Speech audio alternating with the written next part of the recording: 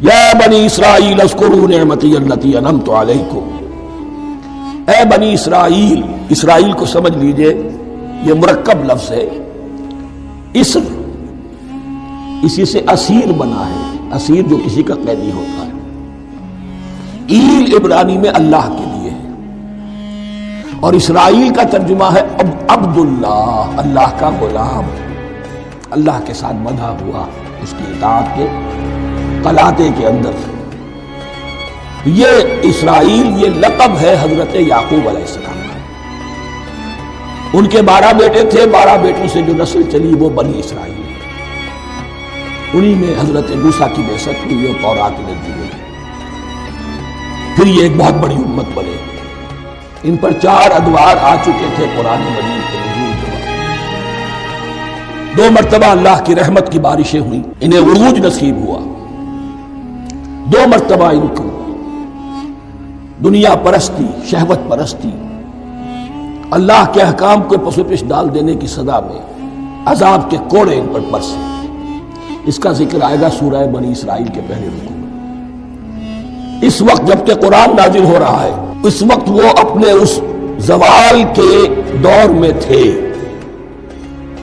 حال یہ تھا کہ حضور صلی اللہ علیہ وسلم کی بعثت سے پہلے ہی سیکنڈ ٹیمپل بھی شہید کیا جا چکا تھا، گرایا جا چکا تھا۔ حضرت سلیمان نے جو بنایا تھا ہیکل سلیمانی، جس کو یہ فرسٹ ٹیمپل کہتے ہیں، اسے نیبوکدنیزر نے گرا دیا تھا حضرت مسیح سے بھی کئی سو سال پہلے۔ لیکن اس کے بعد پھر یہ رومنز نے سن 70 عیسوی میں حضور کی ولادت سے 500 برس پہلے ان کا یہ یروشلم تباہ و برباد ہوا، اس میں لوگوں کو قتل کیا گیا، قتل عام ہوا، اور سیکنڈ ٹیمپل جو ہے وہ بھی گرا دیا گیا، جو اب تک گرا پڑا ہوا ہے۔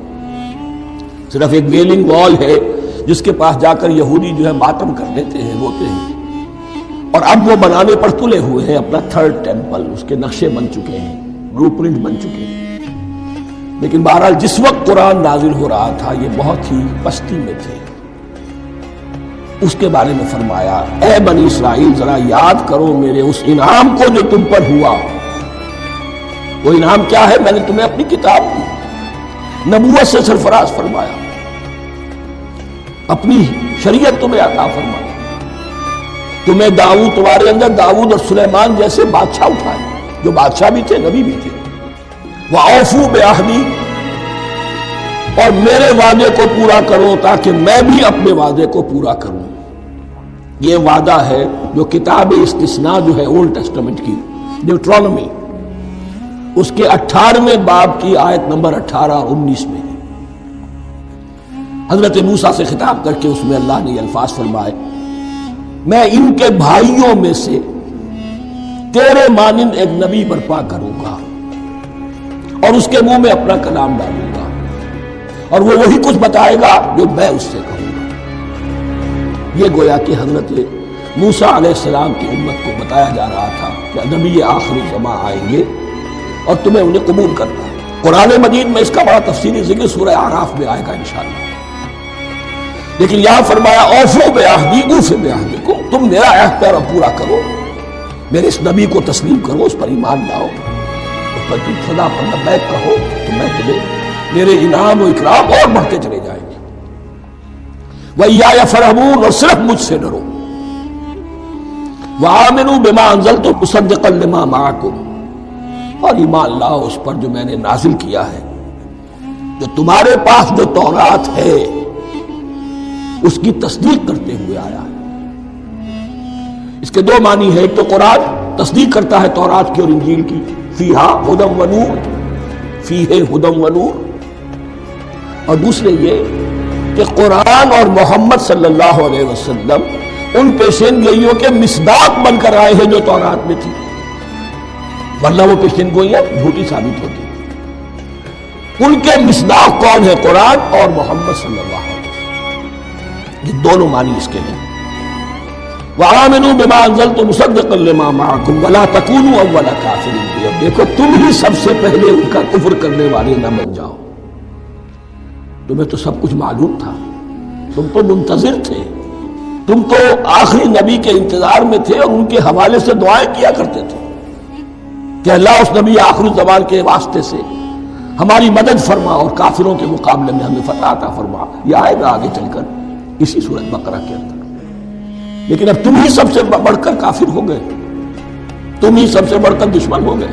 وَلَا تَكُونُوا أَوَّلَ كَافِرٍ بِهِ وَلَا تَشْتَرُوا بِآيَاتِي ثَمَنًا قَلِيلًا, اور دیکھو میری ان آیات کے عوض حقیر سی قیمت قبول نہ کرو. یہ آیات الہیہ ہیں, ان کو رد کر رہے ہو. اس لیے ہماری مسندیں, ہماری حیثیت, ہماری چودراہٹیں, کہیں ان پر کوئی آنچ نہ آ جائے. حقیر سی قیمت, یہ صرف اس دنیا کا سامان, اس کے سوا کچھ نہیں. وَلَا تَشْتَرُوا بِآيَاتِي ثَمَنًا قَلِيلًا وَإِيَّايَ فَاتَّقُونِ, اور صرف مجھ سے تقوی اختیار کرو, میرا تقوی اختیار کرو. وَلَا تَلْبِسُوا الْحَقَّ بِالْبَاطِلِ وَتَكْتُمُوا الْحَقَّ وَأَنْتُمْ تَعْلَمُونَ, اور نہ گڈمڈ کرو حق کے ساتھ باطل کو, اور مت چھپاؤ حق کو, ذرا حالے کہ تم جانتے ہو. یہ بات اچھی طرح نوٹ کر لیجیے, جانتے بوجھتے کر, ایک ہے مغالطے میں کرنا, وہ ضلالت ہے, گمراہی ہے.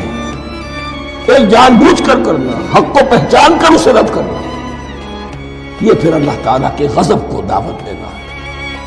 wrath of اللہ, اس کی غضب کو دعوت دینا ہے کہ حق کو پہچان کر اس کی وَأَنْتُمْ تَعْلَمُونَ. علماء یہود, قرآن مجید میں آگے چل کر آئے گا, ایسے پہچانتے تھے محمد کو اور قرآن کو جیسے اپنے بیٹوں کو, یعرفونہ کما یعرفون ابناہم, ایسے پہچانتے جیسے اپنے بیٹوں. وَأَقِیمُوا الصَّلَاةَ وَآتُوا الزَّکَاةَ, دیکھو نماز قائم کرو, زکوٰۃ ادا کرو. وَارْکَعُوا مَعَ الرَّاکِعِینَ, اور جھکنے والوں کے ساتھ جھکو. یہ اول تو رکوع کو انہوں نے اپنے ہاں سے خارج کر دیا تھا, ثانیاً باجماعت نماز ان کے ہاں ختم ہو گئی تھی. وَارْکَعُوا مَعَ الرَّاکِعِینَ, جماعت باجماعت نماز کی طرف اشارہ ہے. أَتَأْمُرُونَ النَّاسَ بِالْبِرِّ وَتَنْسَوْنَ أَنفُسَكُمْ, کیا تم لوگوں کو نیکی کا حکم دیتے ہو, تقویٰ کی, پارسائی کی تعلیم دیتے ہو. میں کہہ رہا ہوں نا کہ اصل میں مخاطب کون ہے, علماء یہود. اس آیت سے ثابت ہو گیا عالم ہمارا بھی جب بھی کھڑا ہوگا اونچے سے اونچا بات کہے گا, اعلیٰ سے اعلیٰ بات کہے گا. اکثر و بیشتر کا حال یہ ہے کہ ان کا اپنا کردار دیکھیے کہ کوئی مناسبت ہی نہیں اس سے کہ جو وہ بات کہہ رہا ہے. جو لوگوں کو دعوت دے رہا ہے اس پر خود عمل نہیں. تو یہی در حقیقت علماء یہود کا کردار بن چکا تھا. أَتَأْمُرُونَ النَّاسَ بِالْبِرِّ وَتَنْسَوْنَ أَنفُسَكُمْ, کیا تم لوگوں کو نیکی کا حکم دیتے ہو اور خود اپنے آپ کو بھول جاتے ہو. وَأَنْتُمْ تَتْلُونَ الْكِتَابَ, اور یہ سب کچھ تم کر رہے ہو اس حال میں کہ کتاب پڑھتے بھی ہو, تورات پڑھتے ہو, صاحب تورات ہو. ہمارے بھی بہت سے علماء کا, علماء سو جنہیں ہم کہتے ہیں, حال یہ ہو چکا ہے. خود بدلتے نہیں, قرآن کو بدل دیتے ہیں. ہوئے کس درجہ فقیہان حرم بے توفیق.